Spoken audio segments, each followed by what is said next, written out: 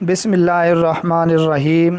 تقابل ادیان پر اہم معلومات کے سلسلے میں یہ ایک اور لیکچر ہے۔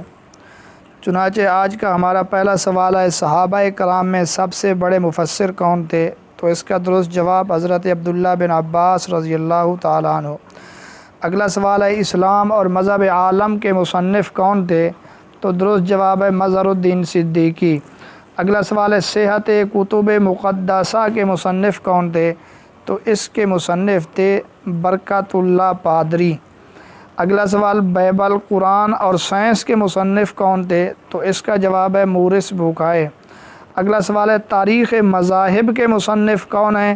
تو درست جواب ہے پروفیسر ڈاکٹر رشید احمد۔ الفصل فی الملل والاہواء والنحل کے مصنف کون ہیں؟ تو اس کا جواب ہے ابن حزم ظاہری رحمۃ اللہ علیہ۔ دو کتابیں ہیں، ایک کتاب ہے علامہ عبد الکریم شورستانی کی اور ایک ہے ابن حزم ظاہری کی۔ عام طور پہ اگر ایک ہی کتاب کا متعلق سوال ہو کہ اس کے مصنف کون ہیں اور جواب میں یہ دونوں آپشن ہوں تو ہم الجھن کا شکار ہو جاتے ہیں۔ تو اس کو یاد رکھنے کا آسان طریقہ یہ ہے کہ آپ کتاب اور صاحب کتاب کے نام کو دیکھیے۔ اگر کتاب نام میں، سائز میں اس کا نام بڑا ہے تو مصنف کا نام چھوٹا ہوگا ابن حزم ظاہری، اور اگر کتاب کا نام چھوٹا ہے اس صورت میں آپ نے عبد الکریم شورستانی، یہ بڑا ہے۔ یعنی اگر کتاب نام میں بڑا ہے تو مصنف اس کا ابن حزم ہوگا، اور اگر کتاب کا نام چھوٹا ہے تو مصنف اس کا عبد الکریم شورستانی ہوگا۔ اگلا سوال ہے، الجہاد فی الاسلام کے مصنف کون ہے؟ تو اس کے مصنف علامہ مودودی رحمۃ اللہ علیہ ہیں، یہ ان کی پہلی تصنیف ہے، اور تقابل ادیان کے متعلق جو 4 اصول ہیں وہ انہوں نے اسی کتاب کے اندر بتلائے ہیں۔ آئینہ تثلیث کے مصنف کون ہیں؟ مولانا کوثر نیازی رحمۃ اللہ علیہ۔ تضادات انجیل کے مصنف کون تھے؟ تو پروفیسر غلام نبی۔ اصلاح چرچ یا تحریک اصلاح مذہب کا بانی کون تھا؟ تو درست جواب ہے مارٹن لوتھر۔ یوں بھی پوچھا جا سکتا ہے کہ پروٹسٹنٹ فرقے کا بانی کون تھا، اس کا جواب بھی یہی ہے۔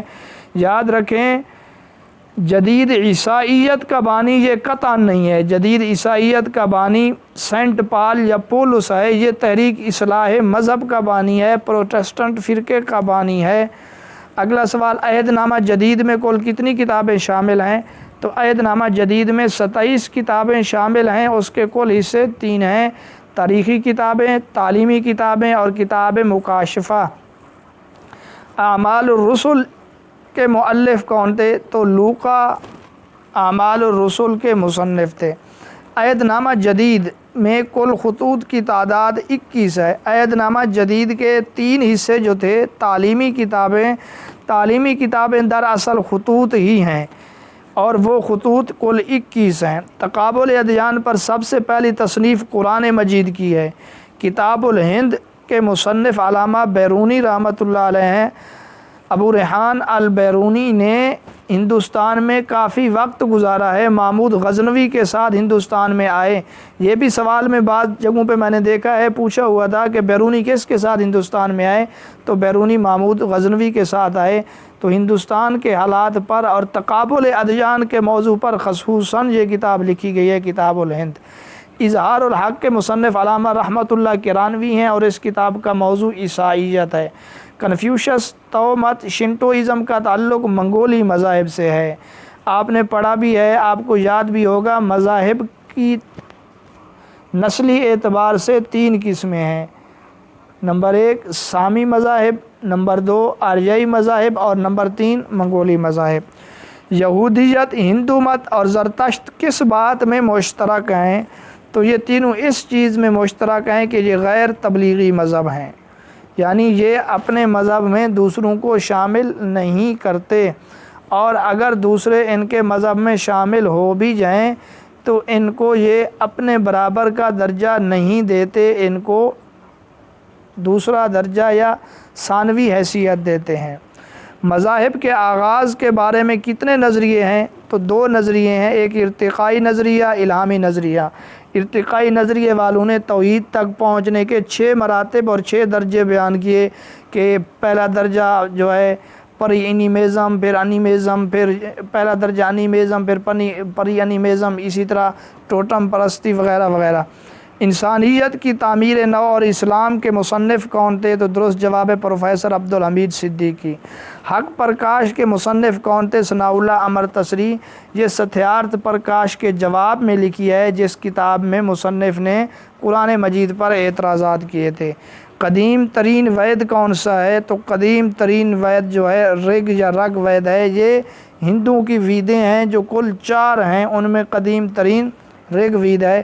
رگ وید شاعری کی کتنی کتابوں پر مشتمل ہے؟ تو درست جواب ہے 10۔ اگلا سوال ہے کون سا مذہب ذات پات پر مشتمل اور مبنی ہے؟ تو وہ ہندو مذہب ہے جس میں 4 ذاتیں ہیں۔ کنفیوشس کا خاندانی نام کیا تھا؟ تو کنفیوشس کا خاندانی نام کنگ تھا، KUNG۔ کنفیوشس کے تلامذہ کی تعداد کل کتنی تھی؟ تو مشہور یہ ہے کہ تقریباً 3000 ان کے شاگرد تھے۔ اگلا سوال یہ ہے بنی اسرائیل نے کن کی قیادت میں ارض مقدس فتح کی؟ تو حضرت یوشع بن نون علیہ السلام۔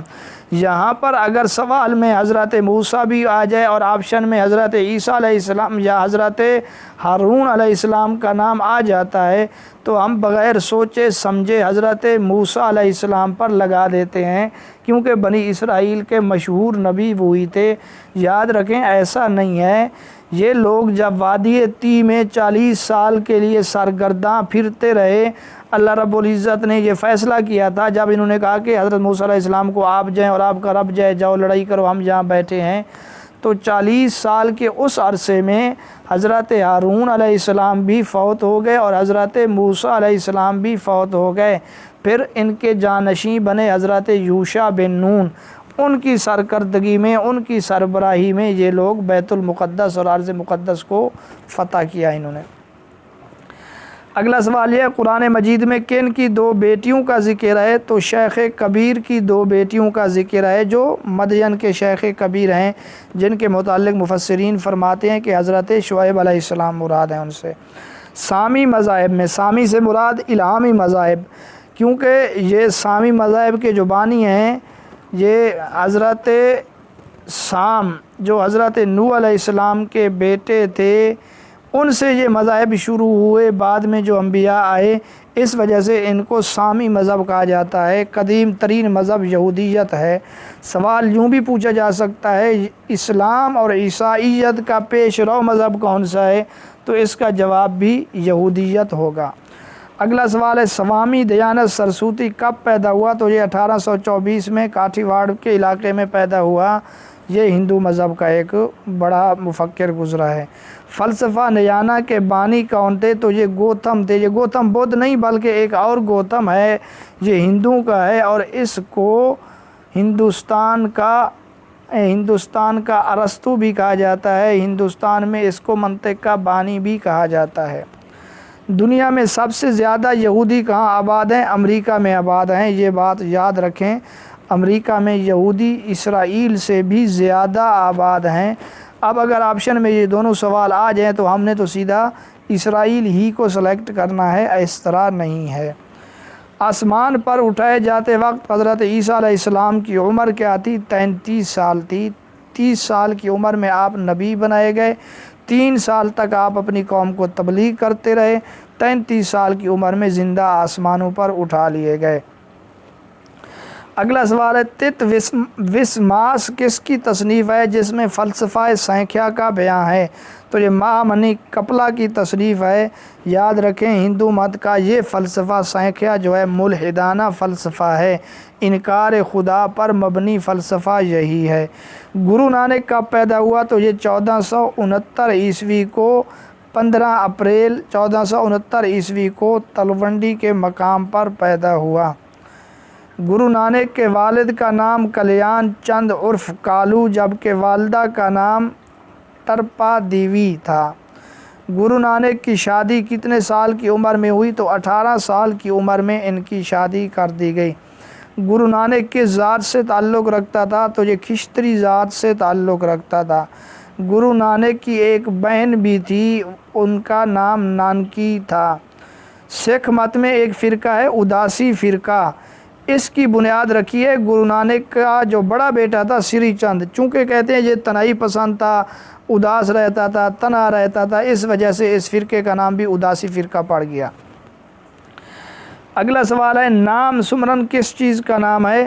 تو سکھ مت میں عبادت کا نام سمرن ہے، ان کا طریقہ عبادت ہے، ذکر کا طریقہ ہے، سمرن بھی اس کو کہتے ہیں۔ سکھوں کی عبادت گاہ کو گوردوارا کہا جاتا ہے۔ گرو نانک 22 ستمبر 1539 میں فوت ہوئے۔ سکھ میں متشدد فرقہ نامداری فرقہ جو ہے یہ تشدد پسند فرقہ ہے۔ سکھوں میں جدید فرقہ اور سیاست سے بھی یہ فرقہ تعلق رکھتا ہے، وہ ہے اکالی فرقہ۔ گولڈن ٹیمپل کہاں واقع ہے؟ یہ امرتسر میں واقع ہے۔ گرو نانک نے کتنے سال سیر و سیاحت میں لگائے؟ تو 25 سال یہ سیر و سیاحت میں گزارنے کے بعد دوبارہ جب واپس آئے اس کے بعد انہوں نے سکھ مت فرقے کی بنیاد رکھی ہے۔ گرو گرنتھ کتنے راگوں میں تقسیم شدہ ہے؟ یہ سکھوں کی مقدس کتاب ہے گرو گرنتھ، اس میں 31 راگ ہیں۔ سکھ دھرم میں کل کتنے گرو تسلیم کیے جاتے ہیں؟ تو کل 10 گرو ہیں سکھ دھرم میں۔ گرو گرنتھ میں مسلمانوں کے کس مشہور صوفی شاعر کا کلام بھی درج ہے؟ تو وہ ہیں شیخ فرید الدین گنج شکر رحمۃ اللہ علیہ۔ ان کے 112 اسلوک یا 112 اشعار گرو گرنتھ جو گرو کی مقدس کتاب ہے اس میں درج ہیں۔ اگلا سوال ہے گرنتھ میں موت کے موضوع پر دل دہلا دینے والی نظمیں کیا کہلاتی ہیں؟ تو ان نظموں کو الہونیاں کہتے ہیں۔ سکھ مذہب کس صدی کی پیداوار ہے؟ تو یہ 16ویں صدی عیسوی کی پیداوار ہے۔ اگلا اور آج کا آخری سوال ہے ہندو مت 4 مشہور گاف ہیں ہندو مت میں، سکھ مت میں کتنے کاف جن کو وہ ککے بھی کہتے ہیں؟ تو وہ کل 5 ہیں۔ 5 ککے یا 5 کاف سکھ مت میں مشہور ہیں۔ نمبر 1 ان میں سے ہے کیس، جس کا معنی ہے بال۔ وہ سمجھتے ہیں کہ داڑھی اور سر کے بال سکھوں کے نزدیک تحفہ خداوندی ہیں، لہٰذا ان کو نہ کٹوائے، دیکھ بھال کرے، حفاظت کرے، لہٰذا دیکھ بھال کے لیے کنگھا ضروری ہے۔ تو دوسرے نمبر پر ہے کنگھا۔ تیسرے نمبر پر ہے کڑا، یہ بازو میں پہنتے ہیں۔ سکھ مت میں بچہ پیدائشی جب پیدا ہوتا ہے وہ سکھ نہیں ہوتا، بلکہ بڑا ہو کر اس کے لیے ایک بپتسمے کی بپتسمہ ہوتا ہے، جس طرح عیسائیت میں ہوتا ہے، اسی طرح یہاں پر بھی ان کو بچے کو غسل دیا جاتا ہے۔ اس غسل کے موقع پر اس سے 5 عہد لیے جاتے ہیں۔ اس عہد کی یاد دہانی کے لیے وہ یہ کڑا پہنتا ہے کہ میں نے جو سکھ مت میں داخلے کے وقت وہ جو 5 عہد کیے تھے وہ مجھے یاد ہیں، میں ان کو نبھاؤں گا، ان کو بھولوں گا نہیں، یہ اس بات کی علامت ہے۔ اور چوتھے نمبر پر ہے کچھا، کچھے سے مراد پاجامہ وغیرہ ہے، یہ اس بات کی علامت ہے کہ وہ اپنے جنسی جذبات کو قابو میں رکھیں گے، ان کا غلط استعمال نہیں کریں گے۔ اور آخری نمبر پر ہے کرپان، جس سے مراد ہے چھوٹی تلوار، یہ اس بات کی علامت ہے کہ یہ بہادری کی زندگی گزاریں گے، یہ بہادر اور باہمت لوگ ہیں۔ بہرحال آپ یہ چیز یاد رکھیں کہ ہندو مت میں 4 کاف اور سکھ مت میں 5 کاف مشہور ہیں۔